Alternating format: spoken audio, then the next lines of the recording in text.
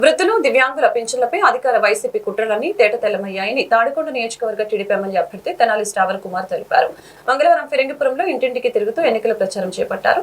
ఈ సందర్భంగా ఆయన మాట్లాడారు. రాష్ట్రం అభివృద్ధి చెందాలంటే ఎన్డీఏ కూటమి అధికారంలోకి రావాలని తెలిపారు. కార్యక్రమంలో టీడీపీ, జనసేన, బీజేపీ నాయకులు పాల్గొన్నారు.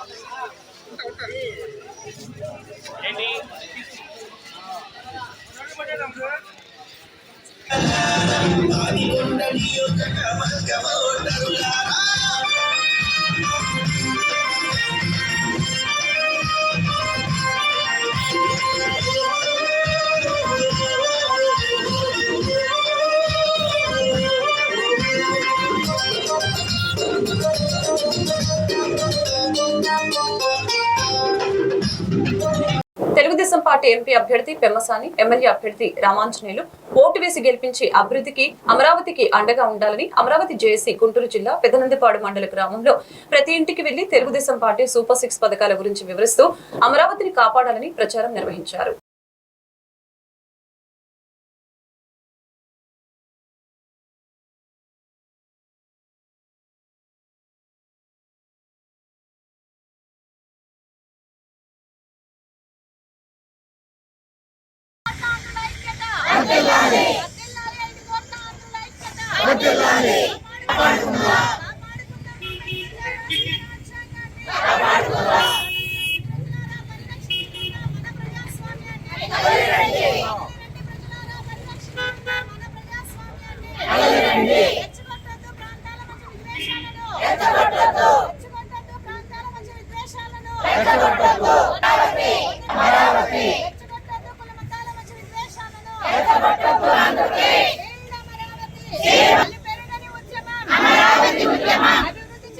ప్రచార నిమిత్తమే వచ్చాము.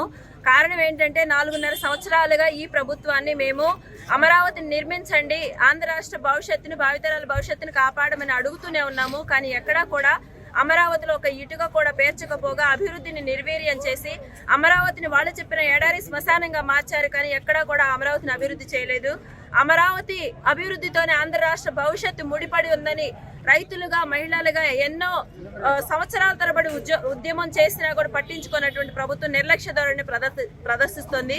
కాబట్టి మేము ఈ రాష్ట్ర ప్రజలను అడుగుతున్నది ఒక్కటే, అభివృద్ధి చేసే నాయకుడిని ఎన్నుకుందాం. మన రాష్ట్రాన్ని ఎవరైతే బాగు చేస్తారో, భావితరాల భవిష్యత్తును కాపాడడానికి ఎవరైతే కృషి చేస్తారో, మన యొక్క ఓటును వాళ్ళని ఎన్నుకునే ఒక ఆయుధంగా మనం మలుచుకొని ప్రజానాయకుడు, ప్రజల అభివృద్ధి కోసం పాటుపడే నాయకుడు, అలాగే రాష్ట్ర భవిష్యత్తు కోసం, భావితరాల భవిష్యత్తు కోసం పాటుపడేటువంటి నాయకుడికి ఓటు వేసే దిశగా మేము ఈ ప్రచార కార్యక్రమం నిర్వహిస్తున్నాము.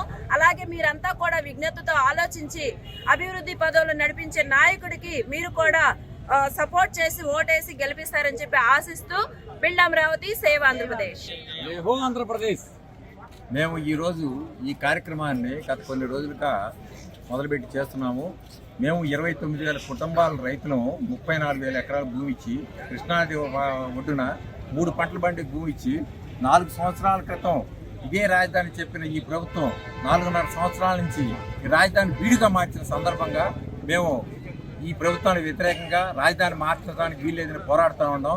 అది ప్రజా ఉద్యమ రూపంలో, న్యాయ రూపంలో, న్యాయస్థానాల రూపంలో మేము పోరాడుతాం. తిరువూరు నియోజకవర్గం ఎన్నికల ప్రచారంలో భాగంగా విసన్నపేట మండలం కొర్లమండ పంచాయతీ, మోతిరావుపేట, నాయకులగూడెం గ్రామాలలో తిరువూరు ఎమ్మెల్యే అభ్యర్థి నల్లగట్ల స్వామిదాస్ పర్యటించారు. ఈ కార్యక్రమంలో వైఎస్ఆర్సీపీ నాయకులు, కార్యకర్తలు, అభిమానులు పాల్గొన్నారు.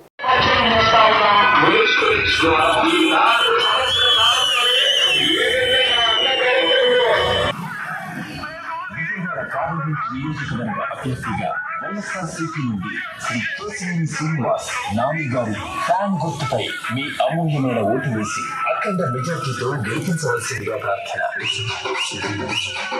నల్లగట్ల స్వామిదాస్ గారికి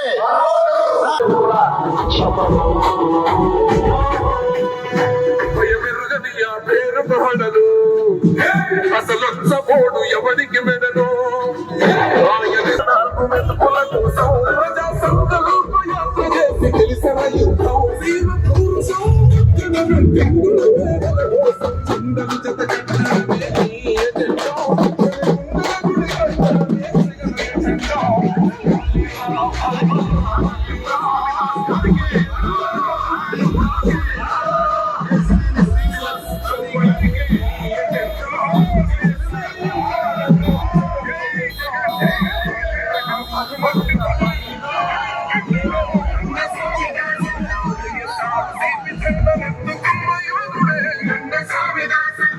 తిరువూరు మట్టి తల్లి ముద్దు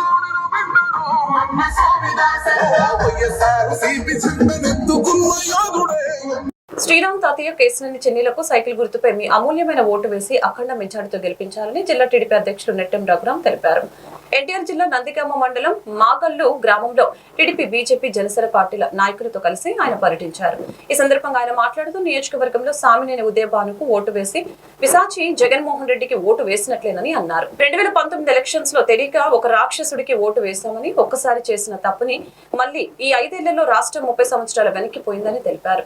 ఈ కార్యక్రమంలో వివిధ హోదాలలో ఉన్న టీడీపీ, బీజేపీ, జనసేన పార్టీ నాయకులు, కార్యకర్తలు, మహిళలు పెద్ద సంఖ్యలో పాల్గొన్నారు. అలాగనే సామినేని ఉదయభానికి మీరు ఓటు ఇచ్చుండొచ్చు ఆ రోజున, కానీ మళ్ళీ ఈ రోజున ఓటిస్తే మళ్ళీ అక్కడ పిశాచికి మనం ఓటు వేసినటువంటి వాళ్ళం అవుతాం. జగన్మోహన్ రెడ్డి, అది మనం ఘోరమైనటువంటి తప్పిదం చేసిన వాళ్ళం అవుతాం. మన పిల్లల భవిష్యత్తుని మనమే అడ్డు పెట్టుకున్నటువంటి వాళ్ళం అవుతామని నేను మీకు గుర్తు చేస్తా ఉన్నాను.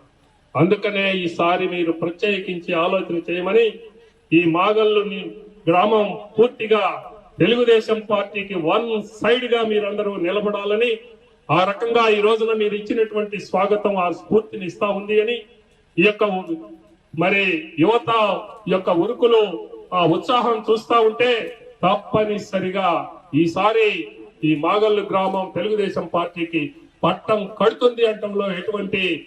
జీకొండూరు మండలంలోని కట్టుబడి పాలెంలో ప్రజలు కదం తొక్కారు. మంగళవారం ఉదయం ఆహ్లాదకరమైన వాతావరణంలో ఎన్నికల ప్రచారం మొదలైంది. ఎన్నికల ప్రచార వాహనంపై పర్యటిస్తూ మైలవరం తెలుగుదేశం పార్టీ అభ్యర్థి లోకల్ ఎమ్మెల్యే వసంత వెంకట కృష్ణ ప్రసాద్ సైకిల్ గుర్తుకి ఓట్లు వేయాలని అభ్యర్థించారు. సంక్షేమంతో కూడిన అభివృద్ధి ఎన్డీఏ మహాకూటమికి సాధ్యమని తెలిపారు.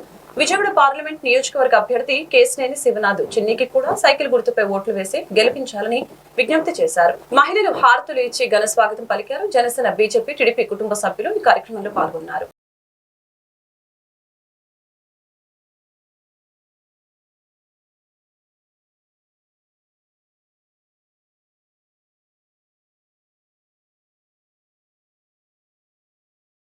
త్వరగా వెళ్ళి ఉండన్నా చాలా పెద్ద ర్యాలీ జరుగుతా ఉంది.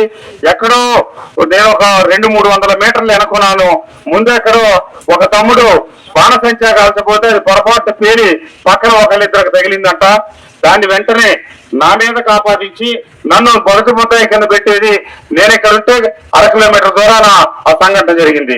నేనేదో చేశానని కావాలని కళ్ళబొల్లి మాటలు పెట్టి అక్కడ ఉన్నటువంటి దళిత సోదరుల మీద, కొంతమంది మిగతా ఇతర సామాజిక వర్గాలకు చెందిన వాళ్ళ మీద కేసులు పెట్టారు. ఈ సంస్కృతి వాళ్ళకి ఎప్పుడు అలవాటైంది. నేను శాసనసభ్యుడిగా ఉన్నప్పుడు నా దృష్టికి వచ్చిన ఏ అక్రమ కేసులు నేను ఏనాడు బనాయించలేదు, ఎవరి మీద చేయలేదు. కానీ ఈ రోజు నేను శాసనసభ్యుడిని అయ్యింది. ఆ కొడుకులపూడి గ్రామంలో ఉన్న ప్రతి అక్కకి ప్రతి చెల్లికి తెలుసు. నేను ప్రచారంలోకి రాత్రిపూట సరిగా కనిపించిన స్థితిలో అందరికీ నమస్కారాలు పెట్టి ఓట్లు అభ్యర్థిస్తూ గ్రామాల్లో తిరుగుతా ఉంటే నాకు ఇంత కూడా తెలియదు అసలు సోదరు లేదు. నేను ఎల్లి వాళ్ళని ఏదో చేయమన్నానని చెప్పి నాకు ఏ సంబంధం లేని విషయం మీద నడిరాత్రి అర్ధరాత్రి నా మీద కేసు బనాయించి మళ్ళా ఏం చెప్తా ఉన్నారు, ఎక్కడెక్కడో నా కంపెనీలు ఇచ్చాట 2000 మంది ఉద్యోగస్తులు ఇచ్చారంట. నా దగ్గర అంతా 200 మంది ఉద్యోగస్తులు పనిచేయట్లా. 2000 మంది ఉద్యోగస్తులు వచ్చి మైలవరం నియోజకవర్గాలు ఎక్కడ పనిచేస్తున్నారో తెలియకుండా, ఎందుకంటే ఈ సామాన్యుడిని పెట్టిన వ్యక్తి వెనక ముఖ్యమంత్రి గారికి సంబంధించిన 3 పెత్తందారులు ఉన్నారు. ఒక ఆయన అప్పిడి కిరణ్ కుమార్ రెడ్డి, 2 హర్షారెడ్డి, 3 తిరుపతి రెడ్డి. ఈ 3ని తీసుకొచ్చి పెత్తందారులను పెట్టి సామాన్యుడి మీద చాలక గ్రామ నాయకత్వాలను కూడా నమ్మకుండా ప్రతి గ్రామానికి ఒక మనిషిని పెట్టాలని చెప్పి మైలవరంలో తీసుకొచ్చి 60 మందిని పెట్టారు, క్యాంపు పెట్టారు. సరే, పత్రికల్లో గొడవలు అయ్యేటప్పటికి ఈ రోజు నాకల్లి ఏదైతే చూపించడం కోసం ఈ కొత్త కథనం వల్లి కొటికలపూడిలో టీడీపీ అరాచకం. వసంత ఎన్నికల ప్రచారంలో వికృత క్రీడ. దళితుల ఇళ్లపై బాంబులు, 3కి గాయాలు. వసంతపై ఆగ్రహం వ్యక్తం చేస్తున్న దళితులు. కొటికలపూడి గ్రామంలో టీడీపీ మైలవరం అభ్యర్థి వసంత వెంకట కృష్ణ ప్రసాద్ అనుచరులు అరాచకం సృష్టించారు. దళితుల ఇళ్లపై బాంబులు విసిరి భయభ్రాంతులకు గురి చేశారు. దీంతో 3 దళితులు తీవ్రంగా గాయపడ్డారు. అధికారంలో లేకపోతే అరాచకం ఇలా ఉంటే అధికారం ఇస్తే ఏ విధంగా ఉంటుందో అని దళితులు ఆగ్రహం వ్యక్తం చేస్తున్నారు.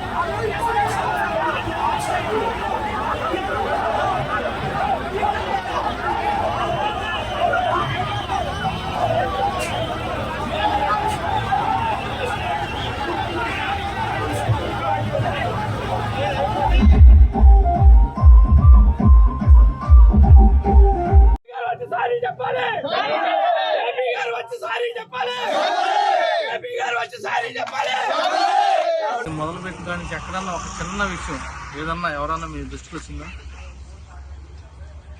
ఇక్కడ ఒక ఎస్సీ సమావేశం వరకు నిన్న నాకు బాగా వీటికి మంచి స్పందన ఇవ్వడం జరిగింది. అక్కడ పార్టీ నుంచి బలంగా ఉండటం వల్ల అంత బాగుంది.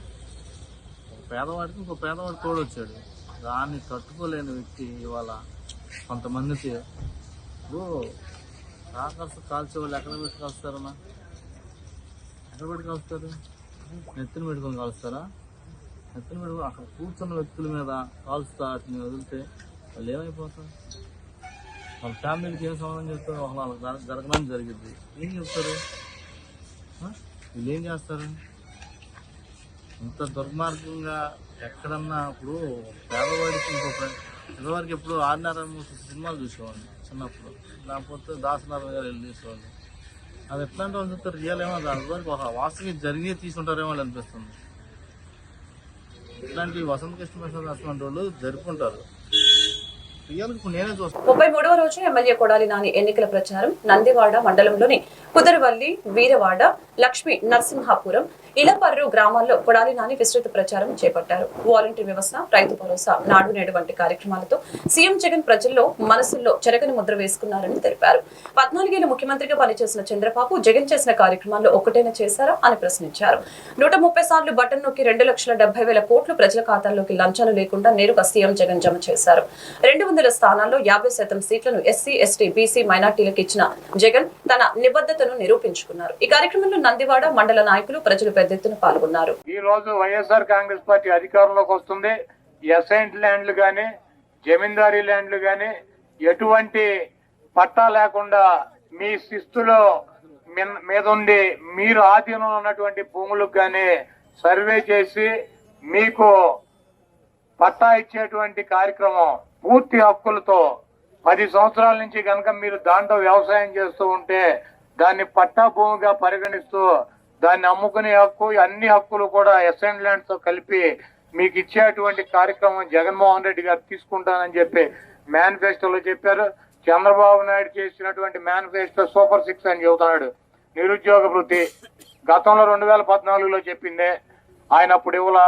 అదేవిధంగా 3 సిలిండర్లు ఇస్తానని 2014లో చెప్పాడు, మళ్ళీ ఇప్పుడు చెబుతున్నాడు. అప్పుడు ఇవ్వలా, ఇప్పుడు ఇవ్వలా. అదేవిధంగా 4000 రూపాయలు పెన్షన్ ఇస్తానని చెబుతున్నాడు. ఆయన హయాంలో 34 లక్షల మందికి పెన్షన్ ఇస్తే జగన్మోహన్ రెడ్డి గారు 66,34,000 మందికి ఇస్తున్నాడు. ఉన్నటువంటి పెన్షన్లు కూడా పీకేసి దానికి సగం పీకేసి సగం మందికే 4,000 ఇచ్చేటువంటి కార్యక్రమం చేస్తాడు. ఇచ్చినటువంటి మాట నిలబెట్టుకునేటువంటి వ్యక్తి జగన్మోహన్ రెడ్డి గారు. ఇచ్చినటువంటి మాటని ఎన్నికలు అయిపోగానే మర్చిపోయేటువంటి వ్యక్తి చంద్రబాబు నాయుడు. కాబట్టి ఎంతమంది కలిసి వచ్చినా ఈ రాష్ట్రంలో జగన్మోహన్ రెడ్డి గారి విజయాన్ని ఆపటం వీళ్ళ వల్ల కాదు. ఈ గుడివాడ నియోజకవర్గంలో ఇది ఒక ప్రయోగశాల. గుడివాడలో నన్ను ఓడించాలంటే మరి రాయ వెంకటేశ్వర వారిని ఇన్ఛార్జిగా పెడతారు. పెట్టి ఎన్నికలు ఇంకా 3 నెలలు ఉండేదాకా ఆయనే ఉంటాడు ఇన్ఛార్జి. ఆయనే పాపం కాలు వేసుకుని కుండుకుంటా ఈడ్చుకుంటా మొత్తం కాన్స్టిట్యున్సీ అంతా తిరుగుతాడు. వేసేస్తా, పొడి చేస్తా, తీసేస్తా అని. తర్వాత నువ్వు పనికి రావలేరా బాబు అని చెప్పి వాళ్ళ నాయకులే ఆయన పక్కన పెట్టి విజయవాడ నుంచి అమెరికా నుంచి ఎవడో ఒక బొఫ్ఫును కానీ తీసుకొచ్చి రాష్ట్రంలో జగన్మోహన్ రెడ్డి పరిపాలన మే 13వ తారీఖు దాటిన తర్వాత అంతమైపోతుందని మాజీ మంత్రి తెలుగుదేశం పార్టీ ప్రతినిధి కెఎస్ జవహర్ వ్యాఖ్యానించారు. ఏలూరు జిల్లా ఏలూరు నగరంలోని ఏలూరు నగర తెలుగుదేశం పార్టీ క్యాంపు కార్యాలయంలో విలేకరులతో మాట్లాడారు. ఈ సందర్భంగా మాజీ మంత్రి మాట్లాడుతూ రాష్ట్రంలో దళితుల సంక్షేమం పట్ల జగన్ రెడ్డి నిర్లక్ష్యం వహించడం పట్ల దళితుల సంక్షేమం కుంటుపడిందని తెలిపారు. మాల మాదిగ రెల్లి కార్పొరేషన్ ఏర్పాటు చేసి ఖాళీ కుర్చీలు ఇచ్చి వ్యవస్థల్ని నిర్వీర్యం చేశారని ఆయన అన్నారు. ఏలూరు నగర తెలుగుదేశం పార్టీ ఉమ్మడి కూటమి అభ్యర్థి బడేటి రాధాకృష్ణ మాట్లాడుతూ రాబోయే ఎన్నికలలో దళితులంతా ఏకమై తెలుగుదేశం, జనసేన, బీజేపీ పార్టీల కూటమికి విజయం చేకూర్చేందుకు సిద్ధంగా ఉన్నారని తెలిపారు.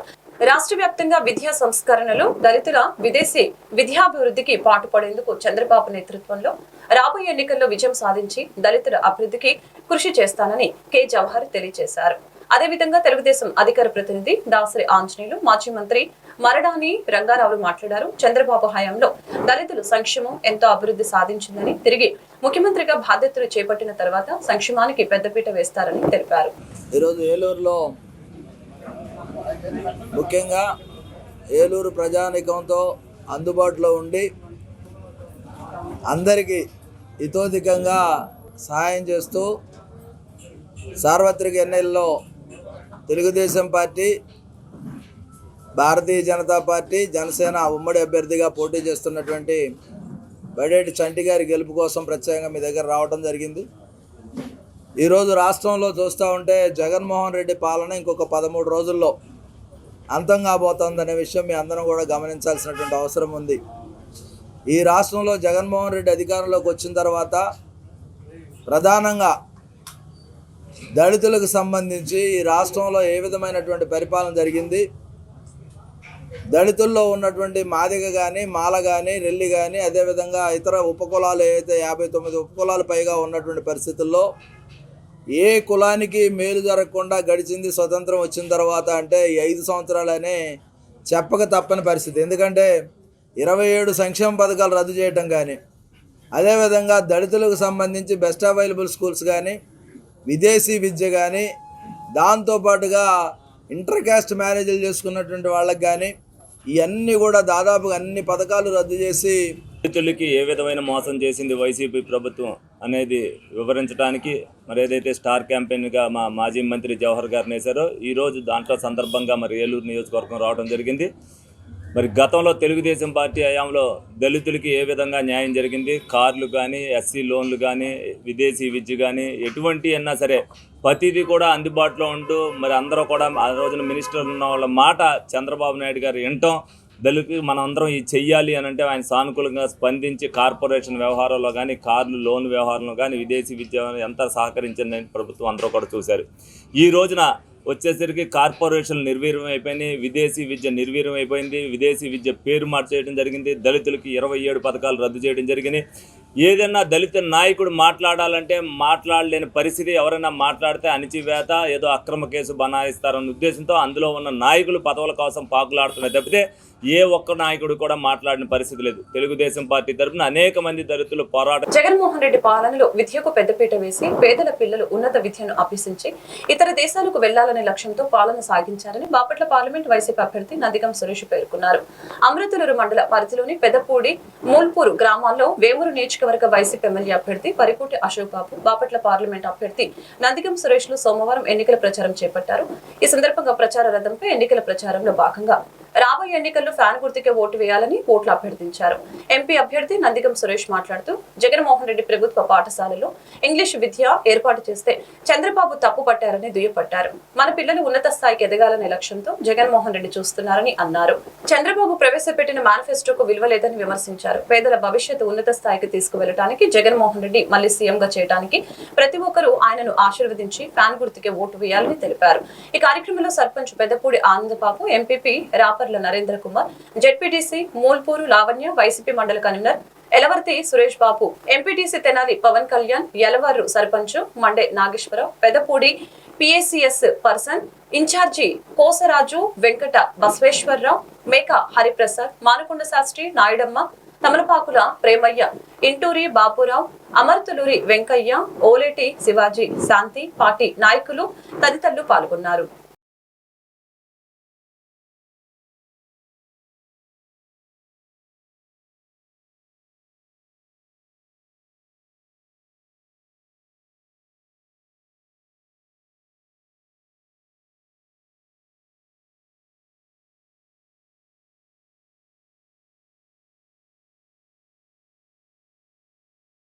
చదివిస్తా ఉన్నాడు.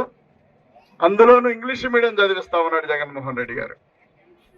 చదివించే సందర్భంలో మన పిల్లలు కూడా దేశ విదేశాలకు వెళ్ళి మన పిల్లలు కూడా ఇంగ్లీష్ బాగా నేర్చుకొని బాగా సంపాదించుకొని ఏదైతే ఉన్నారో అగ్రవర్ణాలకు సంబంధించిన చాలా మంది ఎలా అయితే కోటేశ్వరులుగా ఉన్నారో మన పిల్లల్ని, మన ఎస్సీలు, మన బీసీలు, మన మైనార్టీలు, మన ఎస్టీ పిల్లలు కూడా అలా చదువుకొని గొప్పవాళ్ళు అవ్వాలని జగన్మోహన్ రెడ్డి గారు ఆలోచిస్తా ఉన్నారు. ఇలాంటి తరుణంలో చంద్రబాబు నాయుడు అనే వ్యక్తి ఇంగ్లీష్ మీడియం వద్దు, వాళ్ళు చదువుకోవడానికి వీలు లేదని చెప్పి చంద్రబాబు నాయుడు కోర్టుకు వేసిన సందర్భం మనందరం కూడా చూసాం. అదేవిధంగా మనకి ఇంగ్లీష్ మీడియం వద్దంటాడు చంద్రబాబు నాయుడు, మనోడికి మాత్రం 5 భాషలు నేర్పుతా ఉంటాడు. చంద్రబాబు నాయుడు గారు మనోడికి మాత్రం 5 భాషలు నేర్పుతాడు, మనకి కనీసం ఇంగ్లీష్ అంటే మన దేశం దాటి మన రాష్ట్రం దాటి మనం వెళ్ళకూడదు అనేది చంద్రబాబు నాయుడు సిద్ధాంతం. అందుకే మనం ఎప్పుడు తెలుగు పరిమితం అయ్యి తెలుగులో మాట్లాడుకుంటూ ఈ ప్రాంతంలోనే ఆంధ్రప్రదేశ్ లోనే ఉండాలని చెప్పి హైదరాబాద్కి వెళ్ళినా కొంత హిందీ అవసరం, పక్క రాష్ట్రాలకు వెళ్తే మరి కన్నడ భాషలు కూడా చాలా అవసరం, తమిళ్ కూడా. అలాగనే జగన్ ఏమంటా ఉన్నాడంటే మరి ఇంగ్లీష్ నేర్చుకుంటే ప్రతి పిల్లవాడు చదువుకొని బాగుపడతాడు, వాళ్ళందరూ కూడా మంచి జాబులు సంపాదించుకుంటారు, కొన్ని కంపెనీలు పెట్టి వాళ్ళు కూడా సీఈఓలుగా మారుతారు అని చెప్పి జగన్మోహన్ రెడ్డి గారు ఆలోచిస్తా ఉన్నారు. చంద్రబాబు నాయుడు గారు మాత్రం చదువుకుంటే ఏదైనా వాళ్ళ మనవడే చదువుకోవాలన్నట్టు, బాగుపడితే వాళ్ళ మనవడే బాగుపడాలన్నట్టు చంద్రబాబు నాయుడు గారు వాళ్ళ మనవడికి 5 భాషలు నేర్పుతాడు, మన ఇంగ్లీష్ నేర్చుకుంటే మాత్రం అక్కసు కప్పుతూ ఉంటాడు. అందులో భాగంగానే చంద్రబాబు నాయుడు మనవడిని ఒక్కసారి గమనించండి. ఇవాళకి చంద్రబాబు నాయుడు గారు మనవడికి 5-7 సంవత్సరాలు చాలా భాషలు నేర్పుతా ఉన్నారు. కానీ జగనన్న గురించి ఒకసారి మీరు ఆలోచించండి. ఇంగ్లీష్ మీడియం అడ్డుకోవాలని చంద్రబాబు నాయుడు చూస్తే దాన్ని కంటిన్యూ చేస్తా ఉన్నాడు జగన్మోహన్ రెడ్డి గారు. మరి అదే విధంగా మనకి ఈ వార్తలు ఇంతటితో సమాప్తం. మరొక బిడ్డను మళ్ళీ కలుద్దాం. నమస్కారం.